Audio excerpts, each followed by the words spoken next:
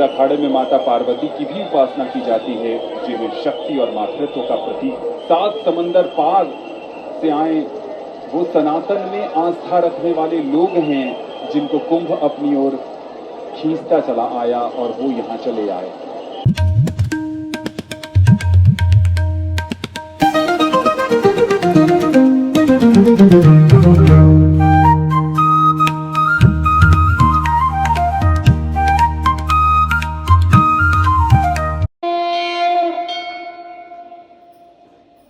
शिव शिव शंभु शंभु है, महाकुंभ है, महाकुंभ है, महाकुंभ है, महाकुंभ है। सही मायनों में भारतीय संस्कृति की अवधारणा में ही सामूहिकता निहित है। हमने प्रारंभ से ही विश्व को एक कुटुंब की तरह मानकर स्वयं को पेश किया है। हमारी सभी सांस्कृतिक चेतनाओं में समूह पहले आता है, फिर व्यक्ति। यही वजह है कि कुंभ जैसे आयोजन केवल देश को ही नहीं, बल्कि पूरे विश्व को अपने भीतर सहेज लेने का सामर्थ्य रखते हैं। यही वजह है कि किसी भी कुंभ मेले में पग पग पर संस्कृतियां अपनी पूरी रौ में चमकती दमकती मिल जाती हैं। ये जो लोग मुस्कुराते नजर आपको आ रहे हैं, ये भारत के अलग अलग हिस्सों का प्रतिनिधित्व करते हैं। अलग अलग संस्कृतियों से आते हैं, इनकी पृष्ठभूमि अलग अलग है, लेकिन यहाँ पर आकर ये सब सिर्फ और सिर्फ भारतीय हैं। सिर्फ और सिर्फ गंगा जी के पवित्र जल में, यमुना जी के जल में, संगम यानी अदृश्य सरस्वती के पावन मिलन में डुबकी लगाने आते हैं। और ये जो दृश्य है, सूर्य की सुनहरी किरणें संगम के पवित्र जल पर झिलमिलाती हैं, ये हमें संदेश देती हैं कि हमें अपने देश के निर्माण में योगदान देना चाहिए। और जो कुंभ का संदेश भी है कि हम सब एक हैं, एकता के सूत्र में बांधने वाला ये अद्भुत और अलौकिक महापर्व है कुंभ। और इसकी चमक दमक के आलोक में ही तो हम पीढ़ियों को बनाने और मांझने का दायित्व निभाते हैं। सूर्य को अर्घ्य दिया जा रहा है। अंजुरी में जल लेकर भगवान सूर्य को जल अर्पित करने की परंपरा भारत में सदियों पुरानी है। और जब भी सूर्य देवता का जिक्र होता है तो एकमात्र प्रत्यक्ष देवता सूर्य, जिनकी आराधना में भारत के कई हिस्सों में, या यूं कहें कि वैश्वीकरण की दुनिया में भारत के हर जगह छठ पर्व भी मनाया जाता है। कार्तिक मास में मनाए जाने वाले उस पर्व की महिमा भी काफी ज्यादा है। और वहां सूर्य देवता को डूबते और उगते हुए सूर्य को अर्घ्य दिया जाता है, जिसको टूटना नहीं आता, केवल जोड़ना आता है। गाते बजाते नाचते बतियाते इन समूहों में भारतीयता की उस चेतना के दर्शन हो जाते हैं, जिनके सहारे हम पूरे देश को एकता के सूत्र में पिरोते आए हैं। अपने इष्ट को याद कर रहे हैं, समर्पण का भाव है। और ये उत्साह, आप जितनी बार इन पिक्चर फ्रेम्स को देखेंगे, जितनी बार इन दृश्यों को देखेंगे, आपके मन में अगाध श्रद्धा होगी। और ये देखिए, ये कोई ग्राफिकल रिप्रेजेंटेशन आप नहीं देख रहे हैं। सूर्य की झिलमिलाती सुनहरी किरणें जब संगम पर पड़ रही हैं, तो ऐसा लग रहा है कि मानो हम किसी दूसरी दुनिया में हैं। सच तो यही है कि हम इन मेलों से बहुत कुछ ऐसा बड़ी ही सहजता से पा जाते हैं, जिसे देने की जुगत में बहुत से विश्वविद्यालय पीछे छूट जाते हैं। कह सकते हैं कि कुंभ मेले हमारी सांस्कृतिक सामूहिकता को समझने और उससे जुड़ने के मुक्त विश्वविद्यालय हो गए हैं। ये अनायास ही नहीं है कि यूनेस्को यानी संयुक्त राष्ट्र शैक्षिक, वैज्ञानिक एवं सांस्कृतिक संगठन ने 2017 में कुंभ मेला को मानवता की अमूर्त सांस्कृतिक विरासत की सूची में शामिल कर लिया है। सच यही है कि कुंभ मेला में पहुंचे बहुतेरे लोग किसी लोक कलाकार से कम नहीं होते। हर किसी को अपनी विरासत में बहुत कुछ ऐसा मिला होता है जो खुशियों के कुंभ के रूप में यहाँ फूट पड़ता है। कह तो ये भी सकते हैं कि यहाँ पहुंचते ही विरासत में मिली संस्कृतियां बिखर जाती हैं।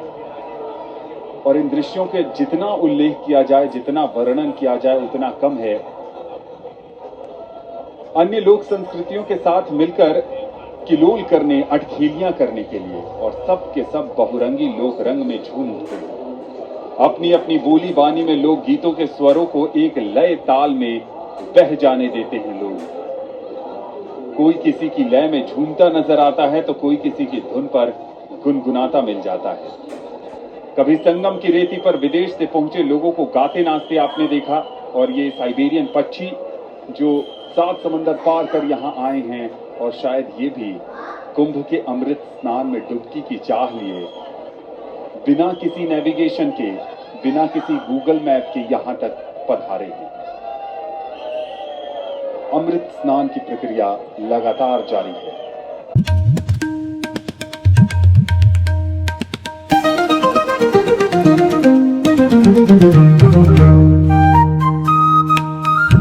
भगवती में सरस्वती का स्वरूप किस रूप में दर्शाता है, वह हम शिखरणी में शरद ज्योत्स्ना शुभ्राम शशयुक्त जटा झूट मकुटाम वरत्रासत्राण स्फटिक घुटिका पुस्तक कराम सकृन्न त्वाम नत्वा कथमिव सताम सन्निदधते मधु क्षीर द्राक्षा मधुरी मधुरीणा भणितयः।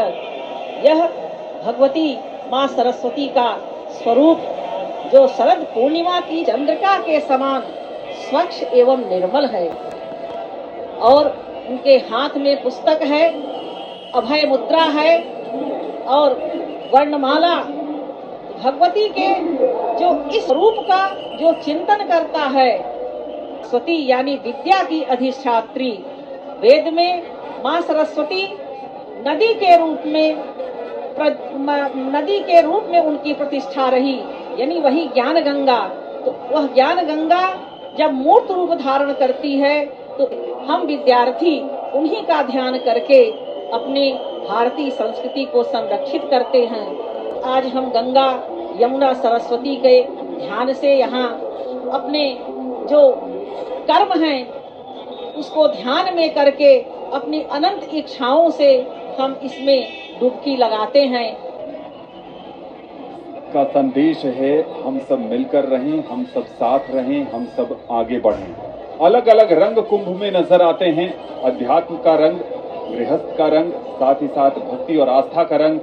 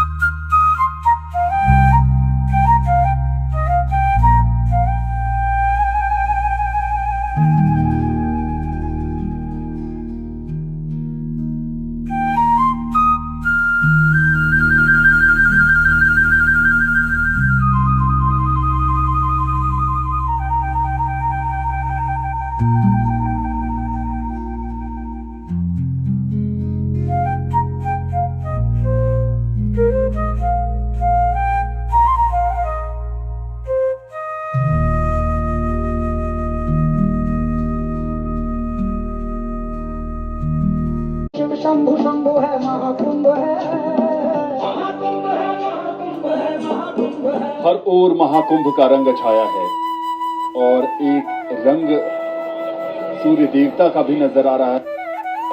समुद्र की लहरों पर सूर्य किरणें पड़ रही हैं तो वो झिलमिल सुनहरी किरणें अपने आप में अद्भुत अलौकिक हैं।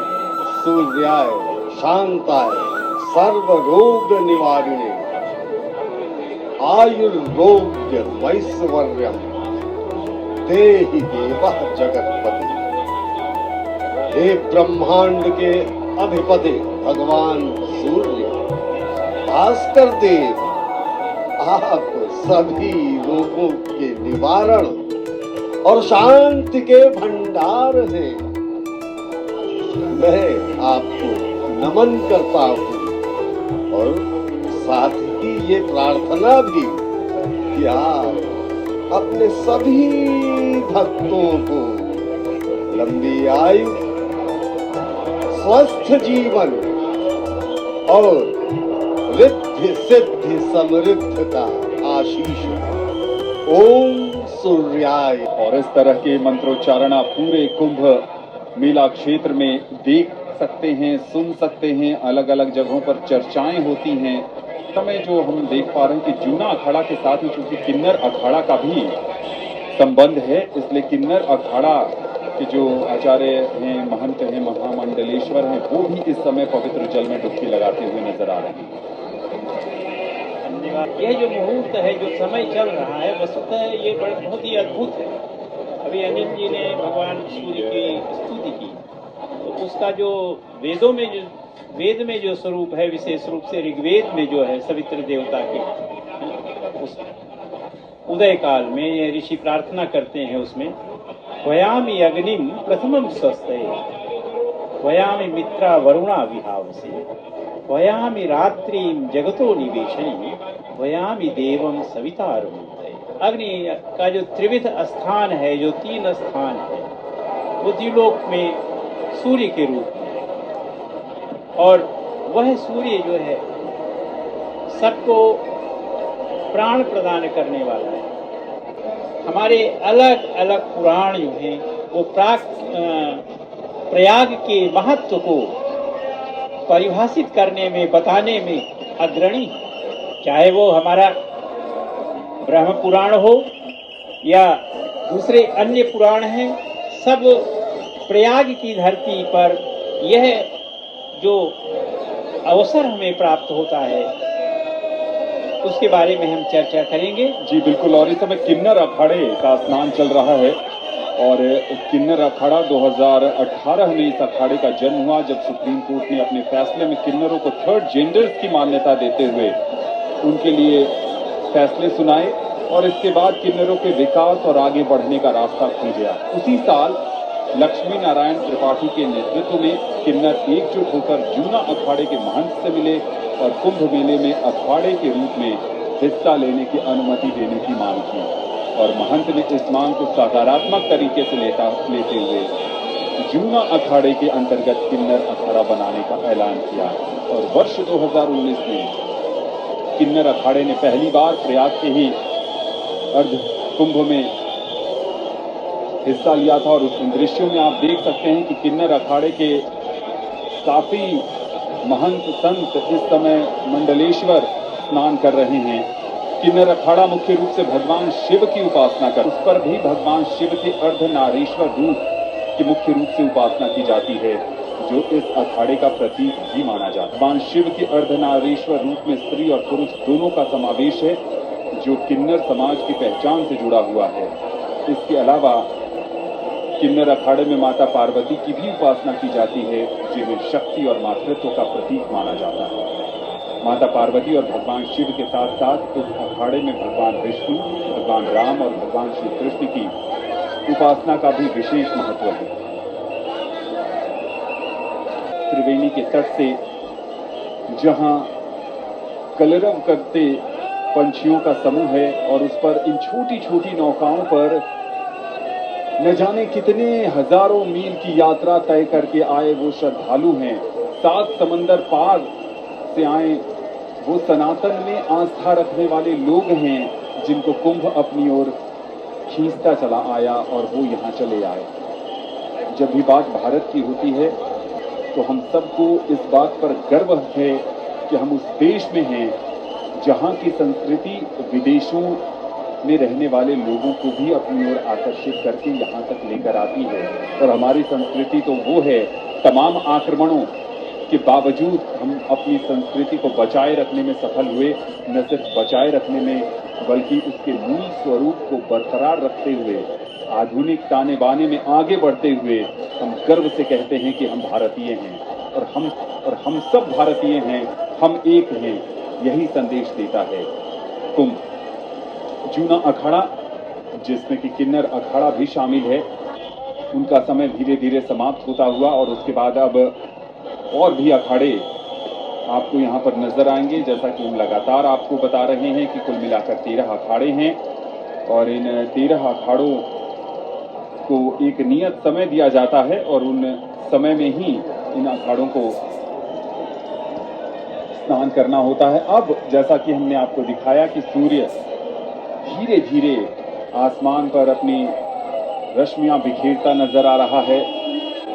जैसे जैसे दिन चढ़ रहा है वैसे वैसे लोग बड़ी तादाद में आ रहे हैं। जब पहले सुबह हम ये रास्ता बिल्कुल खाली सा नजर आ रहा था प्रोफेसर शुक्ल, लेकिन अब ये पूरी तरीके से खचाखच भरा हुआ है। दोबारा किन्नर अखाड़े का स्नान का ये विजुअल, जहां पर लगातार किन्नर अखाड़े के महामंडलेश्वर और संत महंत स्नान कर रहे हैं, पवित्र जल में डुबकी लगा रहे हैं। किन्नरों की बात की जाए तो काफी महात्म्य है। हमारी मान्यता ये है कि हमें या हम सब समाज के लोग उनसे आशीर्वाद प्रदान लेते हैं और विशेष अवसरों पर जैसे नवजात शिशु हों, विवाह जैसे प्रायोजन हों, वो आते हैं आशीर्वाद प्रदान करने, क्योंकि वो भगवान के विशेष दूत माने जाते हैं समाज में। ये आनंद जी, आपने बहुत ही महत्वपूर्ण बात किन्नरों के संबंध में की। वस्तुतः किन्नर का जो प्रथम उद्देश्य है, जो अंतिम उद्देश्य है, वो आनंद की वृद्धि है, क्योंकि आनंद से ही अमृतत्व की प्राप्ति होती है।